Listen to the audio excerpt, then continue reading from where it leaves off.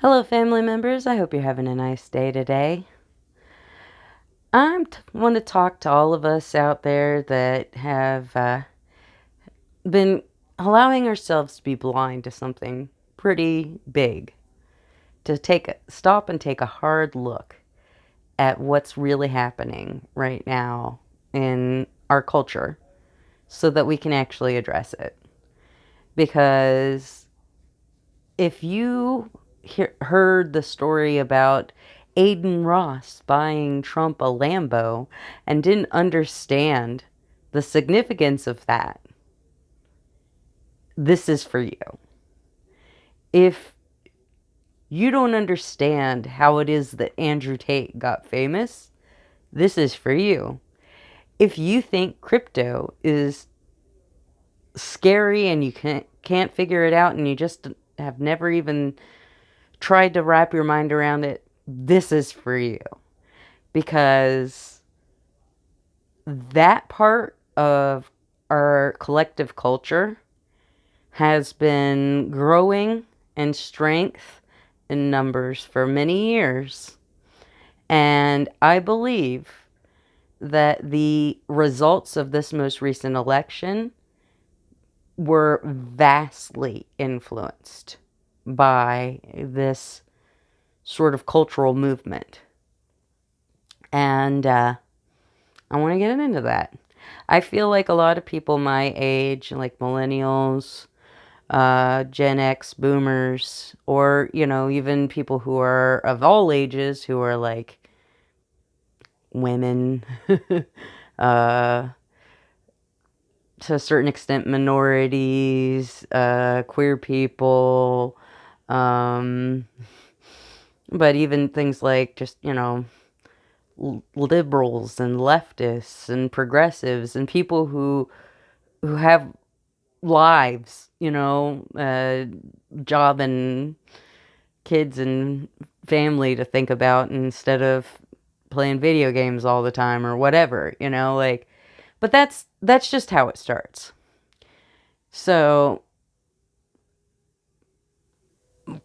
I'm going to refer to what I'm talking about as the manosphere because I don't know a better term to use.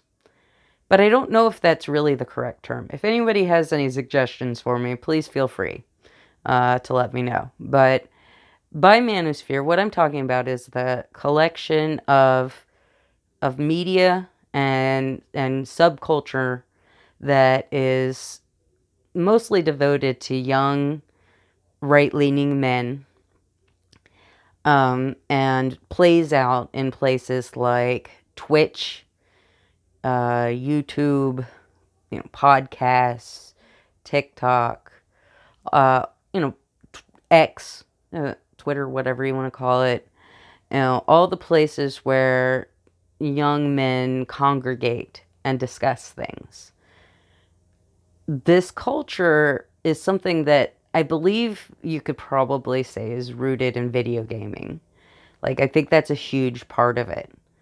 That's kind of where it starts, I think. You start out as being a gamer, you start watching gamers stream on Twitch, and they start kind of slipping in some of their political ideas, and that starts, becoming ingrained in the mind of young men, young, impressionable men. And by young men, I'm really not really talking about men. I'm talking about boys. I'm talking about like 9, 10, 12, way younger than you may think. But they're watching things like Andrew Tate. If you don't know who Andrew Tate is, he's this like scam artist, I guess is probably the best way to discuss. Like, apparently he got a lot of his money from like running webcam businesses to scam like lonely men, but now he like talks about how pornography is terrible and stuff. He's one of those like grifters that just he's big, strong, muscly guy that shouts a lot. And you've probably seen like clips of him on Instagram or TikTok or whatever saying some sort of horribly misogynistic stuff. And he is, I'd say, maybe like the natural end point of some of these grifts, where they go. It starts out with some young man who wants to be rich and famous. And so what he decides to do to get rich and famous is to be very present on social media, build up a following, and center it a lot on his success and his excess. And, talk a lot about this aspirational lifestyle and convince these young boys and men that this is the lifestyle they want, and they're never going to get it unless they do something really radical. And that's where I think crypto really came in. Now, there's a YouTuber called Dan Olson, who has made some videos about, you know, crypto, metaverse, NFTs, all that stuff. If you really want a good deep dive, that's I would recommend that. That's a good starting place. But if you really want to understand the crypto culture, and you really do need to, there's a YouTuber named CoffeeZilla. He calls himself an internet detective. And what he does is he traces down crypto stuff and scams and stuff like this. And he has really, since I've watched his channel, I've become a lot more aware of the influence, because the people that he talks about uh, start popping up other places, and you start seeing them other places. And that's where I want to get back to where I started with that mention of Aiden Ross. Now, Aiden Ross is somebody that I don't really know much about at all, other than that he's a streamer and he's extremely popular. And he apparently decided to dip his toes in politics and support Trump. And I think that because he's such an obscure figure as far as mainstream culture thinks, that influence is underestimated. But, a lot of the people who voted for the most radical right-wing possibilities on the ticket are people who are very influenced by people like that Aiden Ross guy. And it's kind of amazing to me how craven and like openly greedy it is, and exploitative it is. There's a very open element of saying, we white men are better than other people. You are better than other people, and you should have more, and they should have less. And I mean, golly, that's white supremacy. That's what is happening. Is that these streamers, whether they mean to or not, are leading people down a pathway that takes them to white supremacy. And they start out maybe just ironically, parroting the misogynistic, racist, ableist, just, homophobic, transphobic, whatever jokes and memes that they hear from their favorite streamers and whatnot. And at some point it becomes their reality. And they really do hate women, a lot of them, like very deep down hate women. And it's just kind of shocking to me. Like, I don't understand why it is that fixation happens, but I think it's just an easy us versus them narrative. I think it's one of those things where when you're young and you're insecure and you want to feel like you have an identity outside of the kid that you were in your parents' family, and you want to be a man, and you want to, be strong and admired and respected. And here is this whole subculture that has developed that will give you that identity and that sense of belonging and that sense of importance and that sense of like destiny. Like you can do better, you know? And it just it's so enticing. And I think that the problem is it kind of goes back to Gamergate. Gamergate, if you haven't heard of it, is this whole like cultural event, I guess is maybe the best way to describe it. It was on basically all of social media, but it was like a backlash against women participating in video game culture, essentially. And that backlash ended with the exclusionary people getting their way and making it so terrible that nobody could break into that culture that wasn't willing to toe that line, willing to accept the misogyny and the exclusion. Excuse me a moment. But oh my gosh, ever since that happened, ever since they, created this battle, this them against whatever. And I think the interesting thing about Gamergate is that everything that I see about it, it seems to me that it was like an army of men who were dogpiling.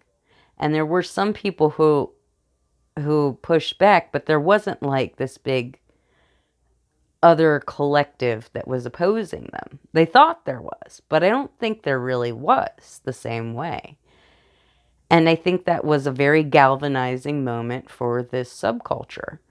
It allowed them to kind of coalesce, to define their values, and to feel this sense of kinship. One thing I see a lot when I watch videos about crypto, if you watch men who are involved in crypto, it's almost always men. It's not always men, but almost always men. When you listen to them talk about crypto, one thing they talk about, there's two things they talk about a lot: money and community. It's about community for them. It's about going on a Discord server, a little instant messaging server that, people, big groups of people can get on and discuss things together. It's getting in on your Discord server and creating a collective, creating a team, a community. That's what they're doing in their mind. They're trying in a way to raise themselves up, but in a way that's exclusionary, in a way that is very short-sighted, in a way that values very superficial things. In the cryptosphere, there is a saying that they love to bandy about: we're all gonna make it. Now, the way that the crypto markets are currently set up, and I don't mean that this is the intention of cryptocurrency in general, but just the way it's set up is basically a zero-sum Ponzi game kind of thing. And there's no way in crypto that everyone can make it. The money has to come from someone. In order for there to be winners in crypto, there have to be losers in crypto, and usually a lot. of losers in crypto. But they tell themselves over and over again that that's not true. That if everybody just, hodls, they say, just hoards whatever financial product of the moment is the darling. At one point it was Bitcoin, then say Ethereum, NFTs, whatever, whatever the thing of the moment is, you know, it's a zero-sum game, and it's all about money. And it's all about, the people who come out great in the projects are always the people who run it. They might lose some of whatever they theoretically had earned when everything falls apart, because it always does. But they're going to have made their money before everything falls apart, because they have the advantage. They set up the thing. They have the inside information. One of the most popular YouTubers in the world is called Mr. Beast. Now, I think I was too old to ever have been a Mr. Beast person, but part of his reputation was that he seemed kind of like, a giveaway guy, nice guy, wanted to do things for people that were generous and kind, and he got into this NFT and crypto stuff, and I think it's completely destroyed his reputation in a way that maybe he can come back from, maybe not. Might have to rebrand entirely. The fall from grace could be quite epic once that sort of crypto mentality takes hold on a person, because once you convince yourself that it's okay to get into that space and make money in that space, you have already accepted that somebody else is going to be giving you their money in order for that to happen. That's theft in a way. I mean, maybe it's not directly theft, but I was watching a CoffeeZilla video earlier today, and he was talking to the victims of, I think it was like Logan Paul's, one of his crypto scams. And the guy said, just, you're not supposed to take people's money. And it was such a simple statement. And so obvious and so true, and yet, like, people just don't even think that way, do they? They they think that however you get money is important. And if they don't care how the sausage gets made, they don't care who gets ground up in order for them to have their hamburger or whatever, And that culture, we can't just let it go unanswered. We can't just let these men self-radicalize and radicalize the younger boys and men that come after them without an answer. And we don't do that by making our spaces more attractive to them. We do that by infiltrating their spaces to say, no, you're not allowed to create this exclusionary space. No, you're not allowed to come over here and do all this horrible, scammy stuff and perpetuate this, very exclusionary culture, this very discriminatory culture. No, you're not allowed to segregate yourselves into your little gated communities and have your own little culture and exclude everyone else and then try to make all the money and influence the way that our country is run. You know, if you want wealth and power, then you better prove that you're worthy of it. And you're not worthy of it if you're in a little white supremacist, white supremacist subculture space where you live in your little echo chamber. And I mean, come on. Everything that people think in the manosphere about, like, the differences between genders or the value of wealth, it's all so twisted. It's all not based in reality. And it's all like this weird collective delusion. And you don't break a delusion by ignoring it and hoping it goes away. So, I highly recommend that you educate yourself on figures like Andrew Tate, Logan Paul, his brother, Joe Rogan. Ugh, very big ugh. But if you don't know what Joe Rogan is up to, then you're in big shit. Because that man is way more influential than he has any right to be.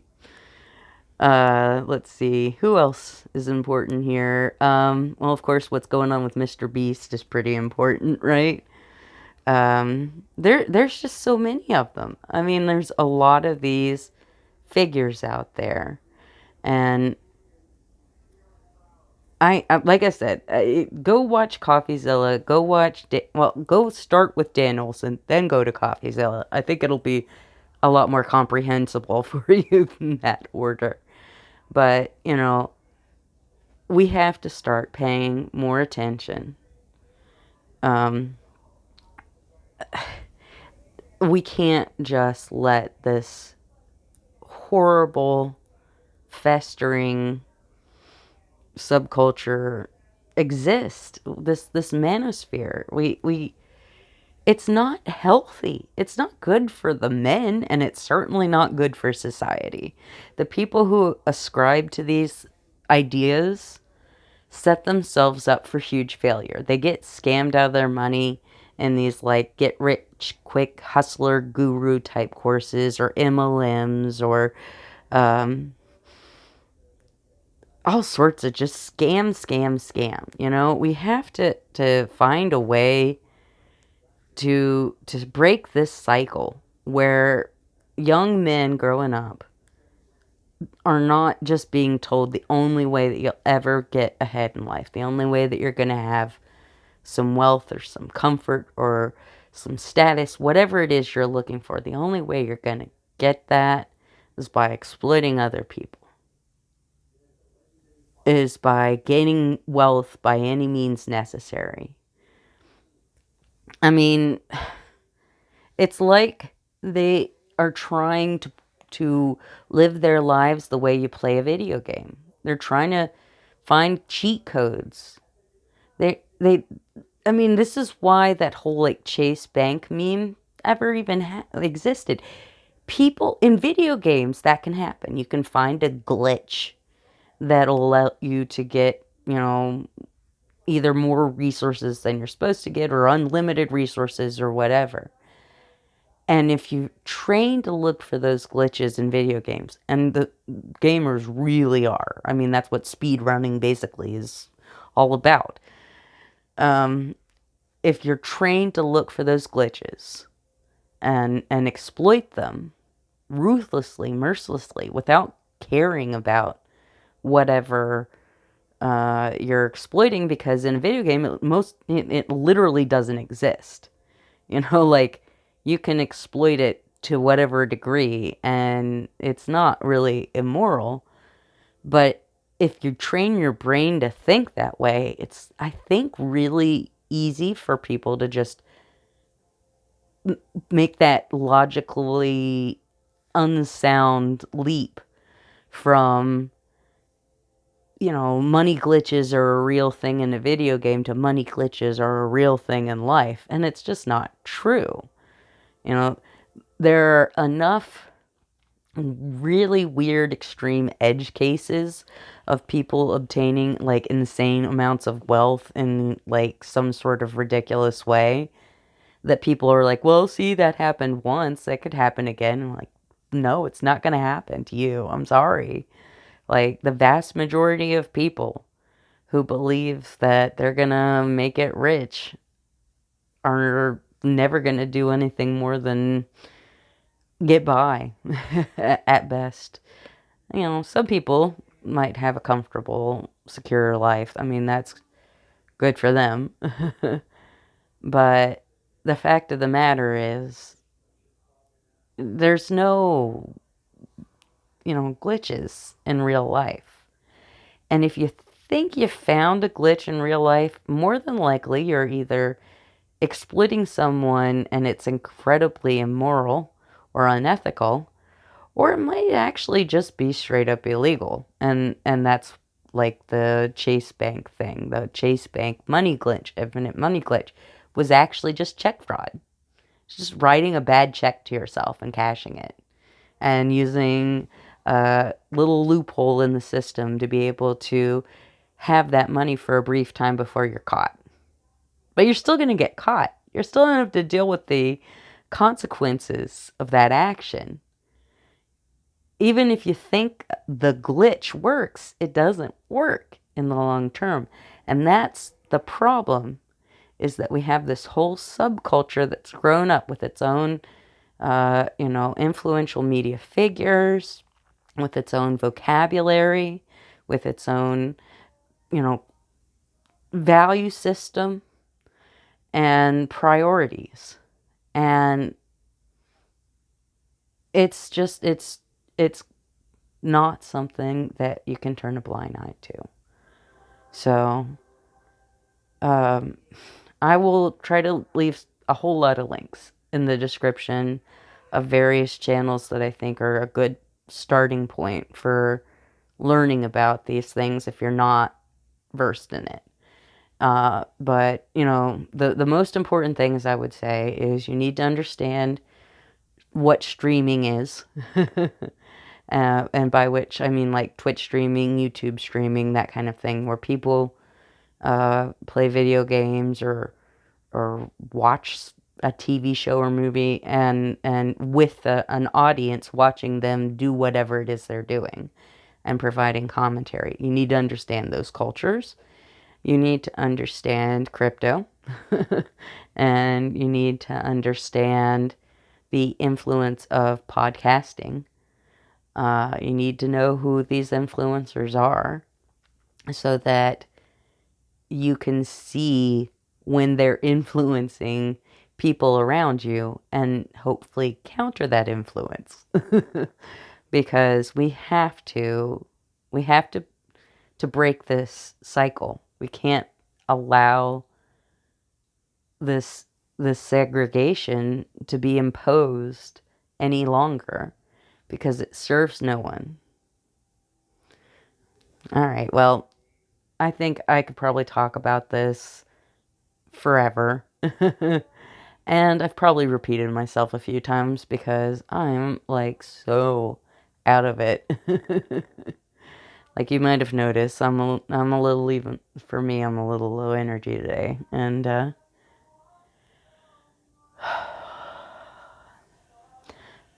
I just had to talk about this. It's a conversation that needs to be had. So hopefully got that ball started.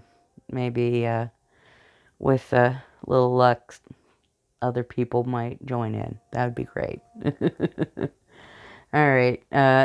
if you watch this and you want to comment with any of the, like resources that you would know of, they're good for like learning about these media figures and this subculture. Please comment. I'm interested, and I'm sure anyone who actually watches this video would probably be interested too. So take care of yourselves, everyone else, all that jazz. Bye, family members.